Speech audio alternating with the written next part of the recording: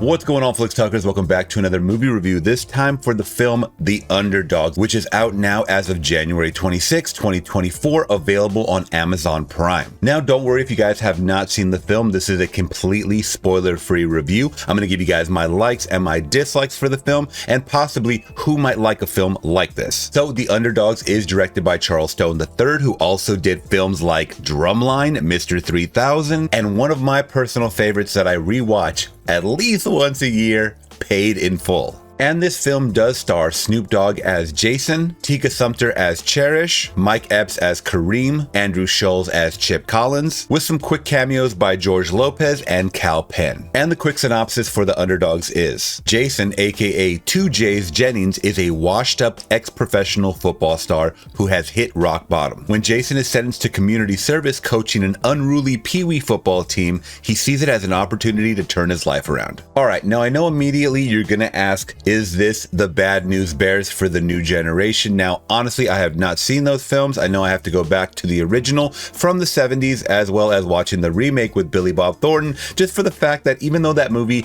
the remake, did get a lowered score on Rotten Tomatoes, I do like Billy Bob Thornton, and I think his version of Bad News Bears might fit alongside this one, because there was a lot of vulgarity into this movie. Before I get into my dislikes and likes for this film, The Underdoggs, just know, and even the film puts in a disclaimer of how much cursing you guys are going to hear from start to finish from this movie, from adults, from kids, from whoever. So if you're a parent that was going to watch this movie with their kids and you're really not used to talk like that, I would steer away from this movie completely. But even though I have not seen the Bad News Bears, I can definitely understand why people want to compare and contrast, but I'm going to let you guys know off the bat. For my like, starting off, at the end of this film, they let you know that Snoop Dogg, Calvin Brodus, actually started a youth league for underprivileged kids back in 2005, and that this film is the inspiration for that. And the information that's told to us on screen about how many of them ended up joining this league, how many of them actually got drafted to the NFL,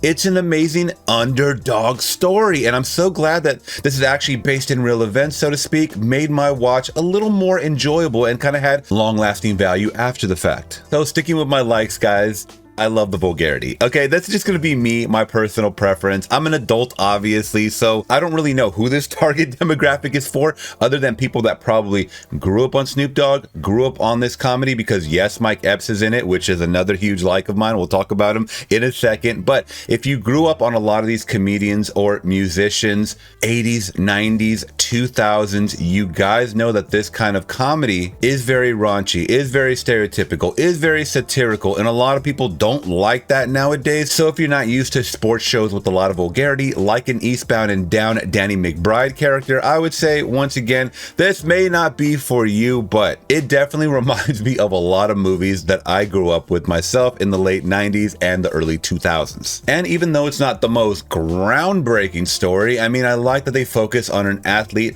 after the fact. They focus on a person that still wants to be relevant in these current times. So what do? You gotta start a podcast. They're always poking fun. You always gotta start a podcast, and that's what's displayed in this movie throughout, that he's always chronicling his day-to-day life. It's so funny. He's recording in all of these different weird locations, not just in his bed, but we're talking about driving on the field at one point. Once again, if you guys have seen Eastbound and Down, he also has a self-help tape, Danny McBride, in that show, so the parallels are kind of there. Now let's start off with some side characters that kind of did their thing in this movie. So Andrew Schulz, I really like him as a comedian. I watch a few of his podcasts here and there, but his character in this as Chip Collins, who is the rival, literally the rival for everything, Jaycen in this movie, played by Snoop Dogg. He doesn't like him as he was a young player. He doesn't like him 20 years later after the fact when he's talking crap about him on this Fox Sports type of show. It's really funny to see how much this pisses off Snoop Dogg in his day-to-day life. They really set up a rivalry beef that ends up with this little Pee-wee league on the field. Now we get Kareem, played by Mike Epps. Oh my God.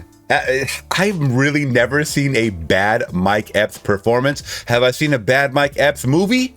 Absolutely. But a performance?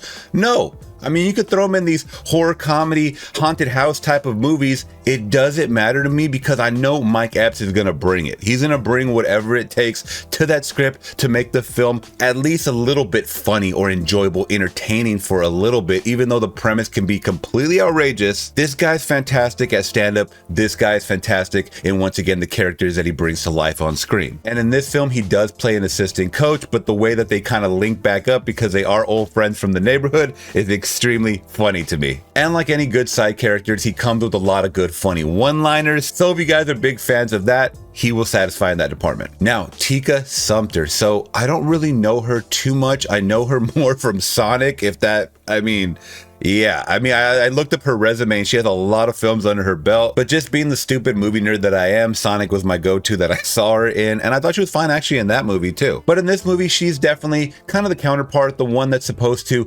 humbleize, if that's even a word, or kind of just bring Jaycen back to earth. So you have to realize that this character played by Snoop Dogg is a bigger than life inflated character. I hate to keep going back to Danny McBride as Kenny Powers, but just YouTube a Kenny Powers compilation and he's a very braggadocious, self-centered individual who cannot accept that his heyday has come and gone. But Cherish is once again an old friend from the neighborhood, someone that he grew up with, someone that he had a relationship with, and it was that high school love that got away, so to speak. And sometimes you need characters like that in a movie, polar opposites, contrast, right? You need one person to stay grounded when the other person's life is chaotic and out of control. Now, Snoop Dogg, Calvin Brodus as Jaycen. I'm gonna be honest, when he was on screen, I was like, this is just weed smoking Snoop Dogg. I can't really get into it. I love how angry he is. At the beginning of this movie, he is so angry. When we see the build up to the accident that lands him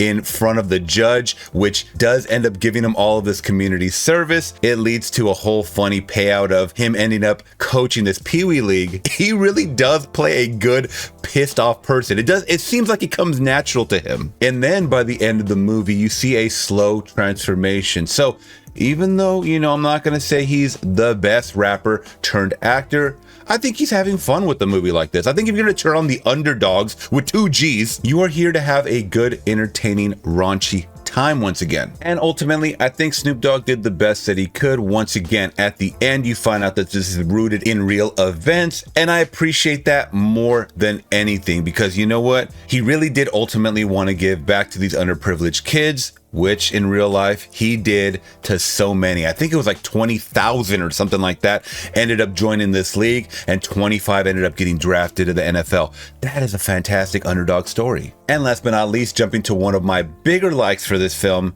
are the kids. Now, I'm not going to name all the kids in this movie. I thought they had a good, fun time with this movie. There's one kid that's obviously the quote-unquote nerd of the group. He's into Game of Thrones, so there's some really funny Game of Thrones references that are pretty accurate to like what I remember watching when I was watching Game of Thrones, to the kid that's always getting bullied for having fake clothing. So there's all these set types of different personalities all lumped into one group because they got to come together for the love of the game, and I like that. All right, guys, now jumping to my dislikes for the Underdoggs 2024.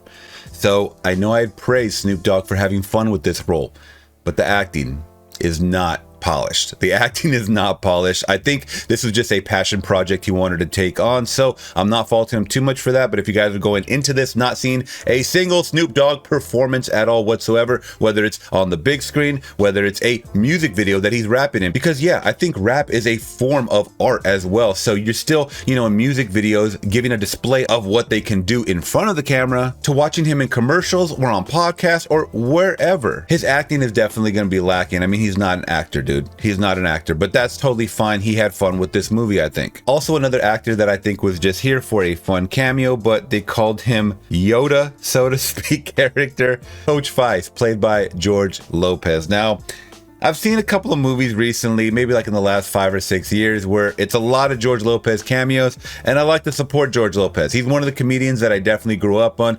watching, the early stand-up in the early 2000s and whatnot, to watching the freaking George Lopez show and all the reruns after the fact. I actually really liked him recently in Blue Beetle. I thought he was a funny uncle character, but in this movie, I don't know, maybe we didn't spend enough time with him, but I didn't really care too much for his speeches that he was giving to Jaycen as Lopez. Once again, he was the coach to Jaycen 20 years prior when he was in high school, but those moments with Snoop Dogg and George Lopez on screen just weren't magic. Like, it just wasn't magical. It just felt like I'm gonna pop in, say a couple of lines, and be out. All right, guys, now another one of my dislikes. Unfortunately, this movie was super predictable, and like I said, I have not seen The Bad News Bears, but I think if you know from point A to point B, we know where we're gonna go with movies like this, with sports movies like this, with inspirational type of movies like this, and that is totally fine. I'm not trying to reinvent the wheel when I throw on a movie like this. They did throw a little curveball at the end where I was like, oh, maybe it was supposed to be written like this, but the director was like, no, let's go in a different direction to kind of pull your heartstrings a little bit. And they did that. That part I liked, but building up to that, I felt like this was something that was definitely formulaic in the sports inspirational department. And lastly, this movie is about the underdogs. And yes, we spend a lot of time with these kids in front of the camera, on the field, sometimes in the car rides and whatnot, so we get a little bit of interaction with them along the way.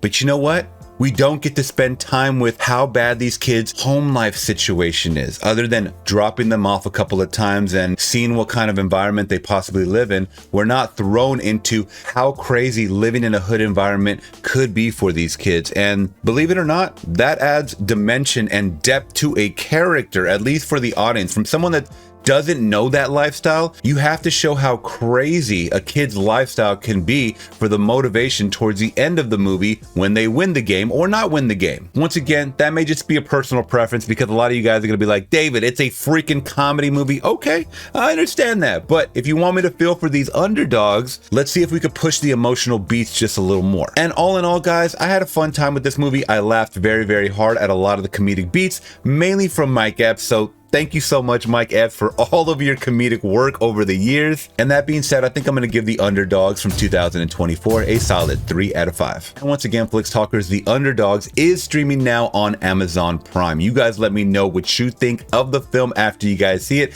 down in the comments below. If you guys have not seen it, did I persuade you to watch it possibly? And if you guys did appreciate the video, please let me know by hitting that big thumbs up before you guys leave. Consider subscribing today for more reviews, reactions like this. All right, guys, till next one. I'm gone. Peace.